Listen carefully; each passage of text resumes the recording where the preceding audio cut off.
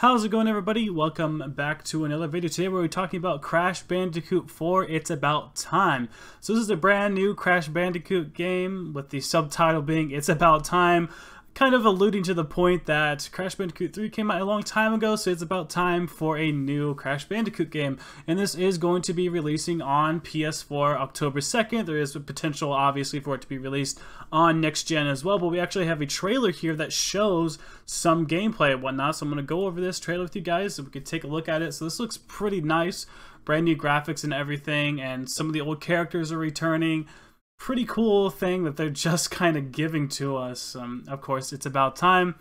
He looks pretty nice. You can tell this is definitely more next-gen hardware. This isn't just Crash taken from the Insanity collection. This is a brand new, fully modeled Crash for the current era.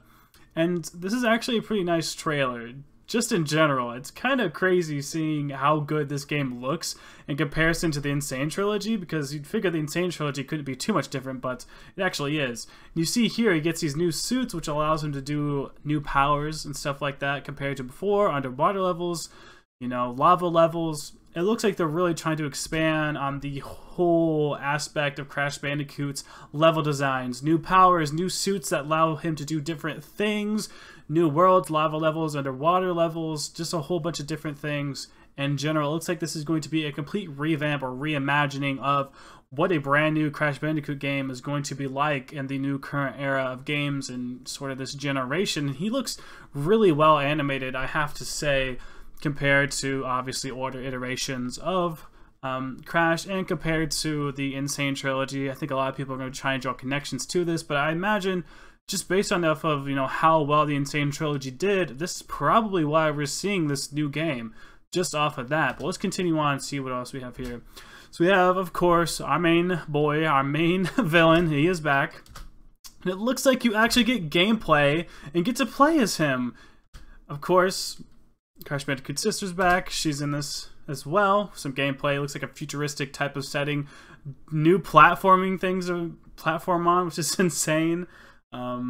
Maybe a little boss fight here, which looks really nice. Doing some selfies. This looks really good, to be honest. They are really showing what a modern day platformer can be. I mean, we haven't had a good platform game like this in such a long time. If not, you know, since like way back when on like older generations. Like, sure, we've had a couple, but main AAA title platformer games, we really haven't seen that many. You've sort of noticed the whole platformer genre, unless it's like Mario or something like that along those lines. Last thing I really think of is Mario Odyssey, really, which is like kind of a platformer, like an open world-ish kind of platformer. But this is an actual AAA title platformer game, and it's really interesting to see. Even Aku, I think is his name, looks different in this version. And what we're trying to see here in this trailer is we're going through different periods of time. This is the past. We've seen a bit back here. I think, where was it at? Further back, we actually seen the future. So where she is at here is we're in a futuristic setting. We're going through different periods of time to, you know, beat this game. You can see back here, there were some dinosaur levels in the back as well, but let's continue just to watch all the trailer first. So we're going through different periods of time as Crash and having different platforming levels all throughout the game, which is pretty cool. And there it is, Crash Bandicoot 4, It's About Time, releasing October 2nd, 2020. So, wow, that's actually not too far away, to be completely fair. And this game looks pretty nice too. Even has voice dialogue and everything else, but buy digitally and get the totally tubular skins. Yikes. That's kind of crazy. And something to notice here, it is from Toys from Bob. This isn't actually Naughty Dog doing this. This was from the people who cleaned up and made the Insane Trilogy. They are the ones doing this game. It is not actually Naughty Dog this time, which is pretty interesting to think about. This isn't going to be a Naughty Dog game. This is going to be a Toys for Bob game. So this isn't the original people who made Crash Bandicoot making this game. Keep that in mind. It's not Naughty Dog. This is just the studio who cleaned up the Insane Trilogy, which, you want to be completely fair, they cleaned up the Insane Trilogy good, and they probably did a lot of research and looked at a lot of different things for the Insane Trilogy just to get it cleaned up, so you can kind of tell that they probably know what they're doing. If it wasn't Naughty Dog doing this, Toys for Bob would definitely be the people who did, need to do this, and who even knows? I don't even think they could get a hold of all the old people who made the first Crash Bandicoot games. Anyway, there's a good chance that they are just, off doing their own things, or they quit Naughty Dog by now. So, to be fair, Toys for Bob is probably the best pick of people to make this game. The only thing that makes me worried a little bit is because with what happened to the Sly Cooper games. So, if you didn't know, the first 3 Sly Cooper games were sort of remastered for the PS3, and all the games were put on there in HD, and they're just in a nice little collection, similar to the Insane Trilogy, but it was a generation behind. Sly Cooper collection's actually kind of ahead of its time. I think it would have did better now on PS4, but unfortunately we haven't seen that yet. But they ended up being enough hype for the HD collection of the first 3 Sly Cooper games. They ended up making a 4th one. And the 4th one bombed because it did not have the original people who made the Sly Cooper games on it. It was a different team. It was Sanzaru Games who made Sly Cooper 4, not, the people at Sucker Punch that made 1 through 3 of Sly Cooper. So it's kind of hard to tell what we might see exactly with this game. Yes, they cleaned up the first, 3 Crash Bandicoot games, similar to what happened with the whole Sly Cooper situation, but will this game flop, or will it look better and be better and play better just based off of pure evidence of remastering the older Crash games? Is that enough for them to be able to understand the logistics of making another Crash Bandicoot game? Who knows?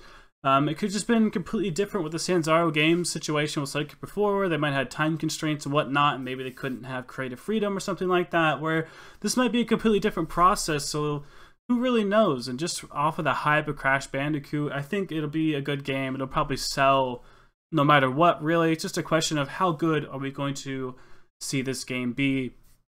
And in terms of where this game takes place, since it's all about time manipulation, really, we could be playing at any time, realistically, and we could be seeing older levels as well. I mean, who really knows? We know that these dudes have control of the Insane Trilogy, so we know that they have those levels if they want to, use them or pull them out or whatever.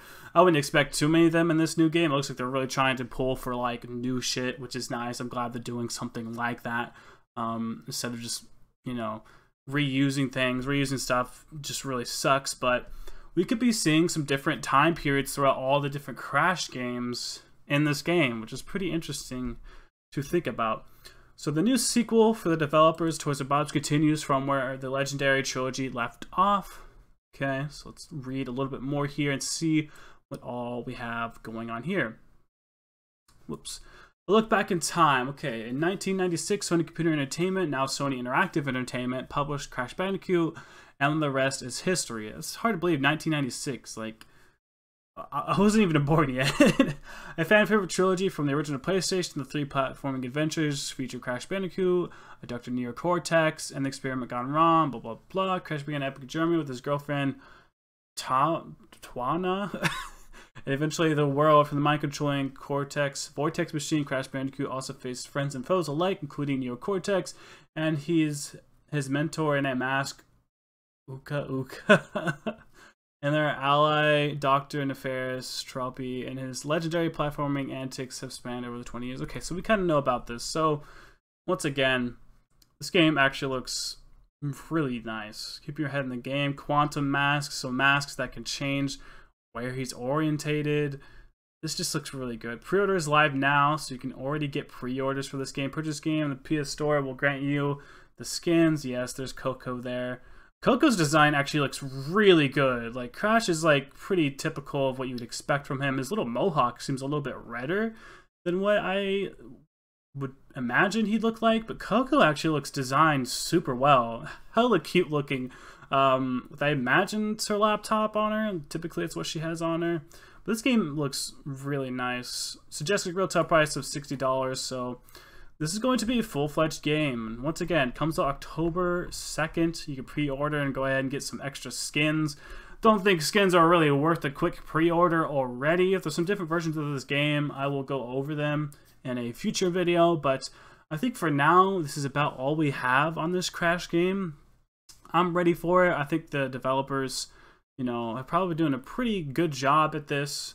And just from what they had seen with the Crash Trilogy and what I've already seen on the news already, certain gaming sites and everything, people are ready for this game and they are hyped for it. I think lots of people are missing good old-fashioned platformer games.